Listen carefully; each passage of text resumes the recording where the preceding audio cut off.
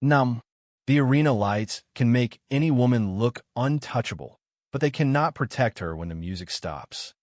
At 56, Mariah Carey still walks onto a stage, and the room instinctively leans forward because her voice is not merely famous, it is familiar, stitched into people's first loves, first heartbreaks, first holidays, and the private moments when they needed a song to do what words could not. Yet the most devastating chapters of her life have never happened under spotlights. They have happened in the hours when applause is gone, when the phone stops buzzing, when the mirrors stop reflecting a myth and start reflecting a person who has carried too much for too long. In recent years, the world watched her smile through events that would have broken most people in half, including the kind of loss that arrives not as a headline, but as a physical emptiness in the chest, the kind that makes a house feel too large and a piano feel like a stranger. Within a single weekend in 2024, Mariah lost both her mother and her sister, two lives that framed her origin story from opposite ends. One, the disciplined music teacher who taught her how to breathe through fear. The other, a complicated bond shadowed by pain, distance, and years that never truly healed. Imagine that for a moment, two doors closing almost back to back, two voices from childhood gone, and a woman whose entire identity is sound suddenly forced to sit inside a silence she cannot control.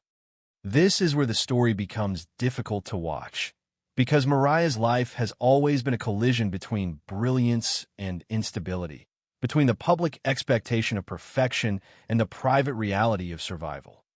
People love to describe her as a diva, a legend, a once-in-a-lifetime instrument, but those labels are too clean.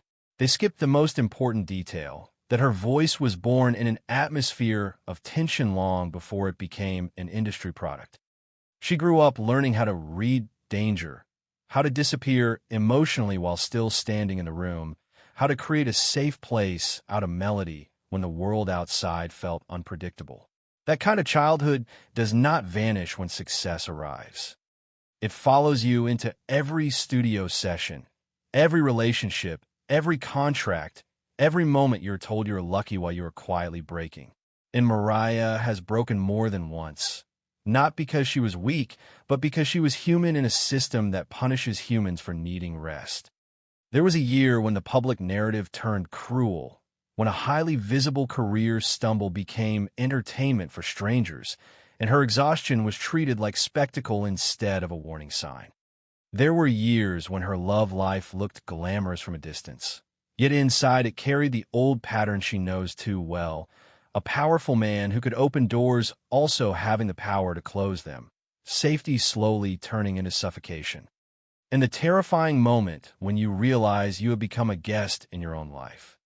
There were seasons when she was celebrated for sounding effortless while privately fighting a mind that could swing between blinding energy and crushing heaviness, a condition she kept quiet about for years because the industry has no patience for vulnerability unless it can be packaged. And then there was the comeback, the kind people call inspiring but rarely understand. A comeback is not a magical return. It is a slow rebuilding of the self, boundary by boundary, decision by decision, learning to say no, learning to survive the quiet without panicking, learning to sing again without letting the world take your voice as payment. At 56, what hits hardest is not the catalog, not the awards, not the yearly ritual of her holiday anthem floating through malls and living rooms. What hits hardest is the image of a woman who has given the world so much sound, now being asked by life to endure the loudest kind of silence. The camera can catch her on stage in glitter and confidence, but it cannot capture the moments after, when she steps into a hallway alone and the noise fades, and she is once again the girl who learned early that love can leave, homes can shift, and safety can be temporary. This is why her story makes people cry when they finally look closely, because the real tragedy is not that she suffered, it is that she had to keep performing while suffering and still find a way to remain gentle enough to create joy for others.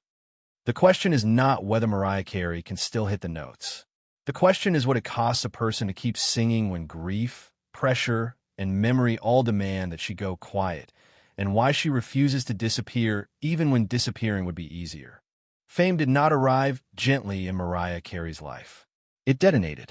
One moment, she was a young woman navigating New York with demo tapes and borrowed confidence. And the next, she was the industry's newest miracle, a 5-octave phenomenon packaged as destiny. Her debut album did not merely succeed, it dominated. And with domination came a contract she did not consciously sign, but felt every day thereafter. You will not fail. Success in the early 1990s was not just about talent. It was about endurance. The machine that crowned her also demanded constant output, constant perfection, constant availability. There was no language in that system for fatigue. In interviews from that era, she often appeared luminous and composed, but behind that composure was a schedule that bordered on punishing. Studio sessions blurred into promotional tours, photo shoots into award shows, red carpets into rehearsals. The world heard range and power. Her body felt depletion. When you become the voice of a generation, you stop being treated like a person and start being treated like infrastructure. People depend on you to sound flawless. Labels depend on you to sell. Media depends on you to generate narrative. And if your voice wavers, even slightly, the whisper begins, is she over? By the time albums like Emotions and Music Box cemented her dominance, Mariah was not simply competing with peers. She was competing with her own myth. The higher she climbed, the narrower the margin for error became. Perfection was no longer a goal. It was a baseline. That pressure reshapes a psyche. When applause becomes oxygen, silence becomes suffocation. She once described feeling as though she lived inside glass, admired, visible, and yet constantly at risk of shattering. Then came a paradox that would follow her for decades. In 1994, she co-wrote and recorded All I Want for Christmas Is You, a song crafted in a burst of brightness that would later become one of the most commercially enduring singles in modern music history. Each year it resurfaces, climbing charts anew, generating millions in royalties, transforming December into a Mariah Carey season. On paper, it is one of the greatest business triumphs in pop history, a masterclass in ownership and catalog longevity. But emotionally, the contrast is striking. A woman whose life was often shadowed by instability created the most recognizable soundtrack to joy. This is the complexity of her career. The world associates her with celebration, yet so many of her defining experiences unfolded under intense isolation. She could fill arenas with warmth while privately wrestling with exhaustion. She could smile at holiday specials while feeling trapped inside expectations that never loosened. That duality, radiant public persona, turbulent private interior, became the defining tension of her adulthood. And then came the relationship that would alter the trajectory of her identity as much as her career. When she married Tommy Mottola, the powerful executive who had signed her to Columbia Records, the union looked like the ultimate fairy tale, the industry kingmaker and the young superstar he had helped elevate. From the outside, it symbolized stability and protection. From the inside, it became something far more complicated. Power imbalances are rarely loud at first. They are subtle. Decisions filtered through approval. Collaborators quietly selected or rejected. Boundaries disguised as care. Mariah would later describe feeling monitored, constrained, and creatively stifled, living in a mansion that resembled a sanctuary but felt increasingly like a controlled environment. It is one of the cruel ironies of her story. A woman who spent her childhood without stability found herself in a marriage that offered structure, yet at the cost of autonomy. Freedom, when she finally chose it, did not come without fear. Leaving meant stepping away from not only a husband, but a protective system that had shielded and shaped her career. The divorce, finalized in 1998, marked a turning point. Her music shifted. Albums like Butterfly carried a new tone, less polished compliance, more personal exploration. She was no longer singing solely to meet expectation. She was singing to reclaim narrative. But reclaiming narrative does not immunize you from collapse. As the millennium turned, so did public perception.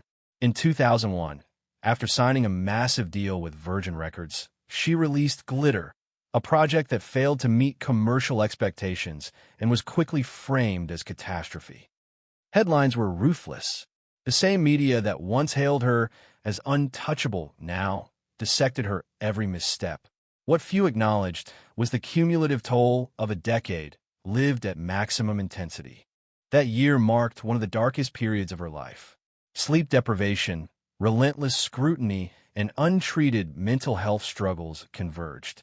Eventually, she was diagnosed with bipolar II disorder, a reality she kept private for years before revealing it publicly in 2018. At the time, however, the narrative was not compassionate. It was sensational. Her breakdown became content. Her vulnerability became spectacle. To understand the emotional weight of that period is to recognize the brutality of celebrity culture. There is little room for pause. A star could be celebrated one season and discarded the next. For Mariah, the collapse was not merely professional, it was existential. For the first time since her teenage years, she stopped singing. Silence, once her refuge, became terrifying. If her identity was her voice, who was she without it? Yet even in retreat, the instinct to create did not fully die. Healing came slowly, through treatment, through recalibration, through distance from the noise. And when she returned in 2005 with the emancipation of Mimi, it was not framed as survival, but as triumph. The album sold millions. We Belong Together dominated charts, and critics heralded her resurgence. But what truly mattered was not the sales figures. It was the shift in agency. This time, she moved differently, more deliberate, more self-aware. She had seen how quickly the industry could withdraw affection. She had felt how fragile public adoration truly is. So she began building something sturdier than applause. Ownership, boundaries, selective appearances, creative control. At 56, looking back on those years, the tears do not come from nostalgia. They come from recognition. Recognition of how much pressure one person carried. Recognition of how close she came to disappearing. Recognition that behind every flawless high note was a woman negotiating fear, autonomy, illness, and expectation all at once. The tragedy of Mariah Carey is not that she stumbled. It is that she was expected never to stumble at all. And the miracle is not that she returned to the top. It is that she returned to herself. What ultimately changed Mariah Carey was not applause, nor criticism, nor even the brutal volatility of the music industry. It was love, how it protected her, how it confined her, how it healed her, and how it failed her. If the first decade of her career was about survival inside a system, the second was about survival inside intimacy. And intimacy, for someone who grew up without stable ground, is never simple. Her marriage to Tommy Mottola was the first chapter where power and affection collided in a way that would define her sense of autonomy for years. On paper, it was a union that made sense. He was the head of Columbia Records, the architect of her breakthrough, the executive who recognized her commercial potential before the rest of the world caught up. He offered security, structure, and the validation that every ambitious young artist craves. But security has layers. What begins as guidance can become governance. What feels like protection can become surveillance. Mariah has described that period as living inside a gilded enclosure. Magnificent homes, controlled schedules, and a constant awareness of being watched. The mansion in Bedford, New York, became symbolic. Beautiful, expansive, but heavily monitored. Guards on the property. Visitors screened. Career decisions influenced, if not dictated. The more her public power expanded, the more her private independence narrowed. She once implied that she felt like a child bride, navigating a world where her personal choices were quietly overshadowed by corporate priorities. It is important to understand that emotional confinement does not always look violent. Sometimes it looks orderly. Sometimes it looks like someone else deciding what is best for you while convincing you it is love. For a woman whose childhood had been marked by chaos and instability, that kind of order could initially feel reassuring. Stability can be intoxicating when you've never had it. But over time, reassurance hardened into restriction. Creativity felt filtered. Spontaneity felt suspect. By the mid-1990s, she began reclaiming pieces of herself musically. The album Butterfly was not simply a stylistic pivot into R&B and hip-hop influences. It was a declaration. The metaphor was deliberate. Butterflies do not ask permission to emerge. They break through, and that process is not clean. It is violent in its own quiet way. When she left the marriage in 1997 and finalized the divorce in 1998, it marked the first major act of self-definition she had made as an adult. She walked away not only from a husband, but from a system that had framed her success. Freedom, however, is not the same as peace. After leaving, she entered a period of intense transition. Her public image shifted toward sensuality and experimentation. Collaborations expanded. She seemed more relaxed, more playful, more in control. But transitions are emotionally expensive. When you've been shaped by external authority for years, autonomy can feel disorienting. You are suddenly responsible for every choice, every misstep, every consequence. The early 2000s would test her again, but this time in love of a different kind. In 2008, she married Nick Cannon. The contrast to her first marriage was stark.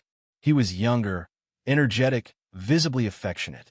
Their relationship radiated warmth and spontaneity. For many fans, it appeared that she had found balance, a partnership not rooted in hierarchy but companionship. With him, she laughed differently. She appeared lighter. The most profound shift during this chapter was motherhood.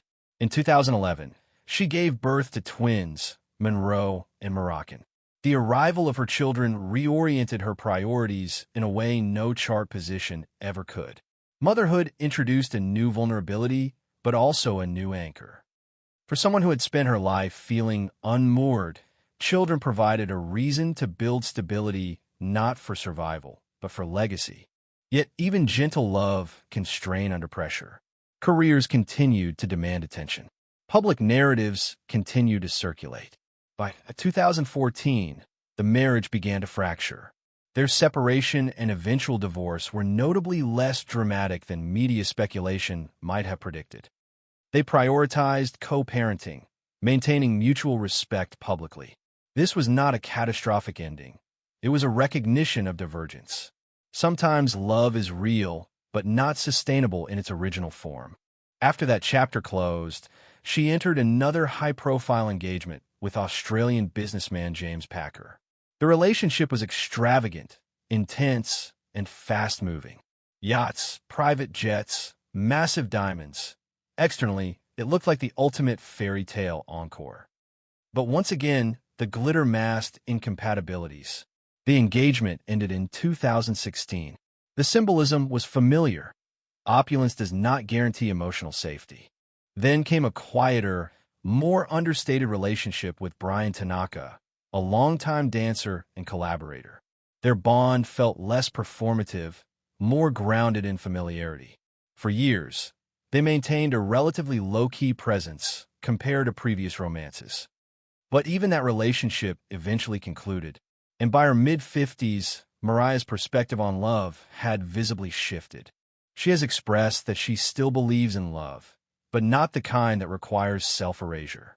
That distinction is critical. Early in her life, love was often intertwined with survival. As a child, she sought stability. As a young adult, she accepted protection that came with conditions. As a global star, she navigated admiration that blurred into control. Over time, she learned to distinguish between affection and autonomy. At 56, what makes her story particularly moving is not the number of relationships she has had, but the evolution within them. Each chapter softened her in different ways. Each inning forced a recalibration. She no longer seems desperate to prove anything through partnership. There is less urgency, more discernment. Loss, too, has reshaped her understanding of love. The deaths of her parents and sister brought unresolved history to the surface. Grief strips away illusions. It reminds you that love is finite in its physical form. For someone whose identity is built around voice, grief can feel like an internal muting. Yet, even in mourning, she continues to create, to perform selectively, to show up for her children. Perhaps the most powerful transformation in this phase of her life is her relationship with herself. The young woman who once accepted constraint in exchange for safety now insists on boundaries. The artist who once allowed exhaustion to accumulate unchecked now speaks openly about mental health. The public figure who once chased approval now curates her presence carefully. When people ask what happened to Mariah Carey at 56, they often expect decline or scandal. But the truth is subtler. What happened is maturation under pressure. What happened is a woman learning that survival is not enough, sustainability matters. What happened is a recalibration of love, from something that rescues or dazzles to something that listens. And perhaps that is the most emotional realization of all. Not that she lost love, but that she finally learned to protect herself within it. If the earlier chapters of Mariah Carey's life were defined by love, ambition, and reinvention, the next was defined by something far less visible but far more relentless: her own mind. Long before she publicly named it, she was living inside it. The world saw fluctuations in energy, moments of dazzling productivity followed by periods of withdrawal, but the explanation remained private. Behind flawless performances and carefully curated appearances, there was a battle unfolding that no chart position could silence. The year 2001 marked a rupture that went deeper than a failed film or a contract dispute. The exhaustion that had been accumulating for over a decade finally demanded attention. Mariah has since revealed that she was diagnosed with bipolar II disorder during that period, though she kept the diagnosis secret for many years. At the time, however, the public narrative was cruelly simplified. What should have been treated as a medical and psychological crisis became spectacle. Headlines reduced her pain to instability. Commentary mocked what was, in truth, a person overwhelmed beyond her threshold. Bipolar II disorder is not a dramatic caricature. It is not theatrical mania or cinematic breakdowns. It is subtle and destabilizing in quieter ways. Hypomanic episodes can feel productive, almost euphoric, an accelerated stream of ideas and energy that seems creative until it crosses into exhaustion. Depressive phases, by contrast, are suffocating, heavy, and isolating. For someone whose identity is built on performance and output, this cycle can be particularly punishing. When you are praised for your intensity during highs and shamed for your fragility during lows, the message becomes clear: hide the pattern. For years, she did. She performed through it. She recorded through it. She smiled through it. Medication was attempted, discontinued, adjusted. There were stretches when she avoided treatment because the stigma felt heavier than the symptoms. In an industry that markets perfection, admitting mental illness feels like admitting weakness. She later admitted she lived in denial for a long time, afraid of what the label would mean for her career. Imagine carrying that privately while being publicly dissected.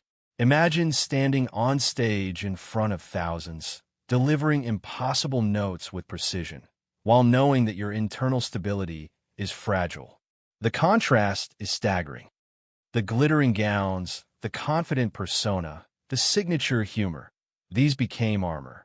But armor is heavy. Over time, concealment became unsustainable. In 2018, she finally chose to speak openly about her diagnosis. It was not a dramatic confession. It was measured, deliberate, and grounded. She described years of fear, misinterpretation, and silence. That disclosure shifted her narrative. Suddenly, moments once framed as erratic were recontextualized as symptomatic. The diva stereotype dissolved into something more human. A woman managing a chronic condition while navigating one of the most demanding industries in the world. What makes this chapter especially moving is not the diagnosis itself, but the way she reframed it. She did not present herself as cured. She presented herself as aware. Awareness became her form of power. She began building routines that prioritized mental stability, structured schedules, vocal rest, therapy, medication adherence, fewer unnecessary appearances. She learned to identify early signs of imbalance and respond before they escalated. This level of discipline rarely receives applause. The public celebrates grand comebacks, not quiet maintenance. Yet maintenance is what sustains longevity. At 56, her life appears more curated, not because she lacks opportunity, but because she has learned the cost of overexposure. There are fewer chaotic tours, fewer reckless commitments. She selects projects carefully. She protects her calendar. She guards her energy. Mental health has also reshaped how she defines success. In her 20s and 30s, success was expansion. More records sold, more stages conquered, more accolades secured. In midlife, success has become preservation. Preserving her voice, preserving her peace, preserving her role as a mother. She structures tours and holiday residencies around her twins. She ensures she is present for milestones. That recalibration is not decline. It is intentional evolution. Financially, she remains formidable. With an estimated net worth around $350 million and a catalog that continues generating significant annual royalties, particularly from All I Want for Christmas Is You, she occupies a rare space where legacy translates into recurring economic power. But wealth does not neutralize vulnerability. Money can buy privacy, security, and flexibility, but it cannot erase bipolar disorder or grief. What it can do is provide choice, the ability to step back without financial ruin, the ability to prioritize health without losing everything. Another layer of this chapter involves aging. The entertainment industry is notoriously unkind to women over 40, especially those who once defined youth and glamour. Public scrutiny of her appearance, body, and energy has never fully ceased. Yet aging has also granted her a new kind of detachment. She no longer chases every room's approval. She understands the cyclical nature of relevance. Trends change, cultural memory shifts, but catalog and character endure. In recent years, her performances carry a different tone. There is less urgency to prove technical supremacy, more emphasis on connection, more softness in her demeanor. It feels as though she is no longer racing against an invisible clock. She knows what she has achieved. She knows what she survived. At 56, what happened to Mariah Carey is not tragedy in the conventional sense. It is confrontation with illness, with mortality, with public misunderstanding, with the reality that brilliance does not exempt you from fragility. And perhaps the most powerful shift is this. She no longer pretends otherwise. Her voice remains iconic, but the deeper resonance now lies in her transparency. She has allowed the world to see that strength is not the absence of instability. It is the willingness to remain present despite it. She is not invincible. She is managing. She is adjusting. She is still here. And sometimes, in a culture that consumes and discards celebrities with ruthless speed, the most radical achievement is simple endurance. By the time Mariah Carey entered her 50s, something fundamental had shifted. The hunger that once drove her toward every stage, every microphone, every opportunity began to soften. Not because she had lost ambition, but because she had finally gained perspective. There's a difference between chasing success and owning it. In her earlier years, success felt like something fragile, something that could vanish if she did not grip it tightly enough. In midlife, success became infrastructure, catalog ownership, publishing rights, long-term royalties, brand control. The girl who once worried about eviction was now architecting financial permanence. Nothing symbolizes that permanence more than All I Want for Christmas Is You. What began in 1994 as a bright, deceptively simple holiday song has evolved into a cultural institution. Each December, it resurfaces organically, climbing global charts and dominating streaming platforms. Industry analysts regularly estimate that the song generates several $1 million annually in royalties alone. But beyond the revenue, it represents strategic foresight. Mariah retained significant ownership of her catalog, meaning that the song's resurgence benefits her directly. That kind of financial autonomy is rare in pop music, especially for women who debuted in the early 1990s.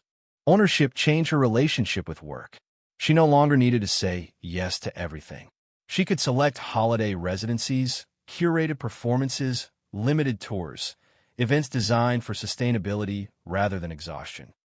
Her Las Vegas residency, for example, demonstrated how legacy artists can monetize catalog strength without sacrificing health. The format allowed stability, reduced travel strain, and maintained high production value. It was not about proving relevance. It was about refining presence. But financial success alone does not quiet emotional evolution. At 56, Mariah's life appears less chaotic, more intentional. She invests in privacy. Homes are not trophies, but fortresses, spaces where she can decompress without intrusion. Real estate in New York, Los Angeles, and past island retreats reflect a need for environmental control. For someone who grew up in instability and later felt confined within monitored spaces, choosing her own sanctuary carries psychological weight. Safety is no longer something negotiated, it is curated. Motherhood remains her central anchor. Monroe and Moroccan are no longer toddlers, but adolescents, and that transition has reshaped her daily rhythm. She structures commitments around their schedules, their emotional needs, their milestones. Fame is now secondary to presence. There is something profoundly moving about watching a woman once defined by spectacle prioritize quiet domestic moments. She often refers to her children as her greatest accomplishments. That phrasing is not rhetorical. It reflects a recalibrated value system. In interviews, her tone carries a new steadiness. There is humor, yes, and still flashes of theatrical flair, but beneath it lies calm awareness. She speaks openly about mental health management. She acknowledges aging without denial. She accepts that some performances will be stronger than others. That humility contrasts sharply with the rigid perfectionism of her early career. It is not resignation. It is sustainability. Another subtle transformation involves her public boundaries. She engages with social media selectively. She avoids unnecessary controversy. She rarely overshares romantic developments. Relationships no longer define her narrative arc. Love, in her current worldview, must coexist with autonomy. The days of sacrificing identity for stability appear firmly behind her. Grief has also reshaped her. The loss of her mother and sister in close succession was not merely a personal tragedy. It was a symbolic severing of origin. Her mother had been her first musical influence, her first technical guide. Their relationship was complex, filled with admiration, friction, intensity, but foundational. Losing that anchor forces reflection. What remains when the person who taught you how to breathe through fear is no longer there? In the aftermath, she withdrew publicly for a period. There were fewer appearances, fewer statements.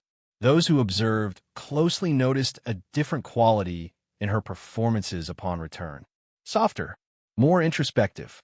It was as if grief had altered her phrasing, not weakening it but deepening it.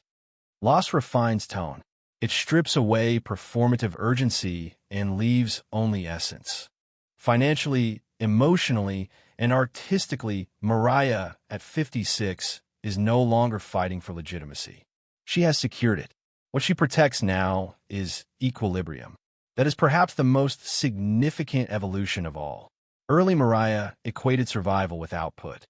Current Mariah equates survival with balance.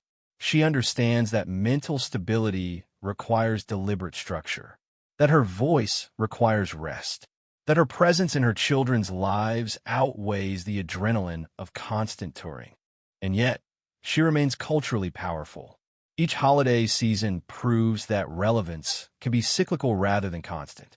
Each memoir, excerpt, and selective interview reminds audiences that vulnerability strengthens legacy rather than diminishes it. She has shaped her narrative with increasing precision, correcting misconceptions without indulging in bitterness. At 56, what happened to Mariah Carey is not decline. It is distillation. The chaos has been filtered. The noise has been reduced. What remains is the core, a voice forged in adversity, refined by autonomy, and sustained by conscious choice. She no longer performs for survival. She performs because she chooses to. That distinction between necessity and choice is the quiet triumph of this chapter.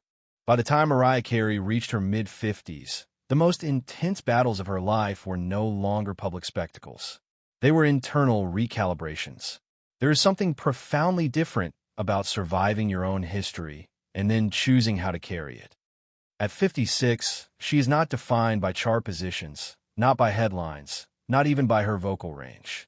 She is defined by endurance, emotional, psychological, and spiritual endurance that has outlasted every cycle of praise and backlash.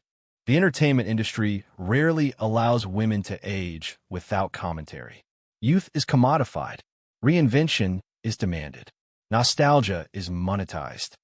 And for someone who became famous so young, whose image was once inseparable from glamour and technical perfection, the transition into midlife could have been destabilizing. Instead, it appears to have clarified her priorities. She does not chase relevance through spectacle anymore. She leverages legacy. That difference is subtle but powerful. Each December, the ritual repeats. All I Want for Christmas Is You climbs charts worldwide as if it were newly released. The cultural phenomenon is almost surreal, an artist whose seasonal resurgence rivals contemporary pop stars. Yet there is a calmness in how she approaches it now. She understands the economics. She understands the cultural imprint. But she no longer appears frantic to prove dominance. The song's annual return feels less like a comeback and more like a tradition, stable, expected, controlled. Control has become central to her current life.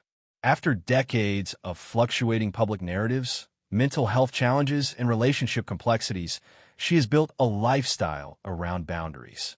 Performances are selective. Appearances are strategic. She does not oversaturate herself in media cycles. There's intention in her pacing. For someone who once burned through energy at unsustainable speeds, that measured rhythm is a victory. Her mental health management remains ongoing. Bipolar II disorder does not disappear with success. It requires maintenance, awareness, and discipline. She has spoken about learning to recognize early warning signs, sleep disruption, racing thoughts, mood shifts, and intervening before they spiral. That self-awareness may be the most important skill she has developed. It represents maturity that no award ceremony can measure. At 56, Mariah Carey is not invulnerable. There are still days when grief feels fresh. The loss of her mother and sister did not resolve neatly with time. Grief is nonlinear. It resurfaces in unexpected ways, during rehearsals, in certain keys, in quiet rooms where memory is louder than sound. But she has integrated that grief rather than allowing it to consume her. She continues to perform, to write, to parent, not out of denial, but out of acceptance that life continues even when it feels fractured. Motherhood has anchored her more deeply than any contract ever could. Monroe and Moroccan are now old enough to perceive her not just as a star, but as a person. That awareness changes everything. Children see beyond performance. They notice mood shifts, fatigue, emotional strain. Being present for them requires authenticity. She cannot simply play stability at home. She must practice it. That practice, consistent routines, emotional availability, physical presence, has reshaped her sense of responsibility. There's also a noticeable shift in how she engages with admiration. Earlier in her career, applause was validation. In midlife, admiration seems secondary to peace. She has reached a point where legacy is secure. The anxiety of proving worth has softened. That softening is visible in interviews, less defensive, more reflective. She speaks about her past with clarity, not with denial or exaggerated nostalgia. Financial security has allowed her to prioritize health over hustle. With an estimated net worth in the hundreds of millions, bolstered by catalog ownership and long-term royalties, she possesses something many artists never achieve: autonomy. Autonomy to rest. Autonomy to withdraw temporarily. Autonomy to protect her voice and mind without risking collapse. Money does not cure grief or bipolar disorder, but it does provide the freedom to manage them privately. Perhaps the most emotional realization about Mariah Carey at 56 is that she has outlived the narrative arcs that once threatened to define her. She outlived the controlling marriage. She outlived the public breakdown headlines. She outlived the industry whispers that she was finished. She even outlived the version of herself that believed exhaustion was necessary for greatness. Now, greatness looks different. It looks like sustainability. It looks like showing up for her children's milestones. It looks like choosing a limited tour schedule instead of a grueling world circuit. It looks like singing when she wants to sing, not because she is contractually obligated to. When people say, "Try not to cry when you see this," they often expect visible tragedy. But the real emotional weight of her story lies in something quieter. It lies in the image of a woman who has survived control, collapse, illness, grief, and scrutiny, and is still standing, not perfectly, but deliberately. She does not need to be the loudest voice in the room anymore. She only needs to remain present in her own life. And at 56, that may be her most remarkable achievement. At 56, Mariah Carey does not stand at the center of a fairy tale. She stands at the center of something far more difficult and far more human, a life that refused to collapse, even when collapse seemed inevitable. The tears people feel when they look at her now are not just about nostalgia. They're about recognition. Recognition of how much one person can endure while still offering beauty to the world. When she steps onto a stage today, the applause carries decades inside it. It carries the cold apartments of her childhood, the racial hostility her family endured, the broken marriage that looked like salvation but felt like confinement, the public unraveling that became tabloid sport, the quiet diagnosis she hid for years, the love she tried to rebuild more than once, and the devastating losses that arrived long after the world assumed she had already survived enough. Every note she sings now is layered with that history. What makes this chapter emotional is not decline. It is depth. The girl who once sang to survive is now a woman who sings to remember. There is something softer in her phrasing, something less desperate and more deliberate. She no longer performs as though she is fighting for legitimacy. She performs as someone who knows exactly what it costs to remain standing. Grief has a way of rearranging perspective. Losing her mother meant losing the first voice that ever corrected her pitch, the first hands that guided her breathing, the first person who believed she was extraordinary before the industry confirmed it. Losing her sister meant confronting a complicated bond that never fully healed but never fully disappeared either. These are not losses you compartmentalize easily. They echo, and yet she continues to sing. That is what moves people. The entertainment industry rarely allows its icons to age with dignity. It either freezes them in youth or critiques them for no longer embodying it. Mariah has lived through both extremes. She has been idolized, mocked, celebrated, dismissed, resurrected, and rebranded more times than most artists survive. Through it all, her voice remained the one constant thread. Not flawless at every moment, not immune to strain, but unmistakably hers. And perhaps that is the most powerful truth at 56. She no longer needs to prove perfection. She has shifted from performance to preservation. Preservation of her health. Preservation of her peace. Preservation of her relationship with her children. Monroe and Moroccan represent continuity. They're the life she built after instability, the family she consciously constructed rather than inherited. When she looks at them, she sees something she never had consistently growing up: predictable love. Financial success has given her autonomy, but it has not insulated her from pain. Money can create gates and security systems, but it cannot silence intrusive thoughts or erase grief.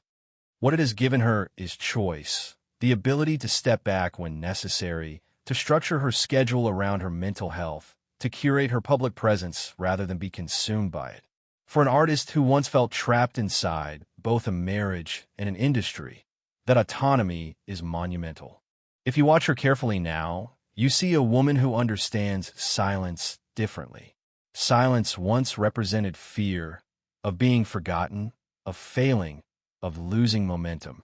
Today, silence is rest. It is boundary. It is the space where she recalibrates rather than collapses. That evolution is not glamorous, but it is extraordinary. When people ask what happened to Mariah Carey at 56, they expect a scandal, a downfall, or a dramatic reinvention. The real answer is quieter. What happened is that she endured. She endured childhood instability. She endured public scrutiny. She endured mental illness without surrendering her identity. She endured heartbreak without abandoning the belief in love. She endured grief without abandoning her voice. There's something almost defiant about that kind of longevity. In a culture that consumes and discards, she remains. Not because she clings desperately to relevance, but because she has built a life that does not depend entirely on it. Her legacy is secure. Her catalog is immortalized. Her story is documented.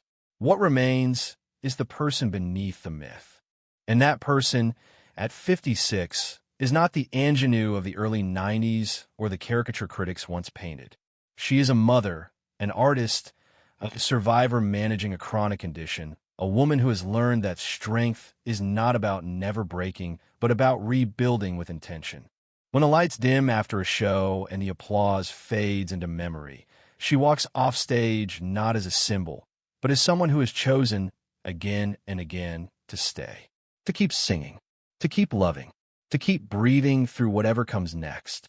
That is why her story makes people cry. Not because it is tragic, but because it is resilient. And resilience, especially when it is quiet and hard-earned, is one of the most beautiful sounds a human life can make.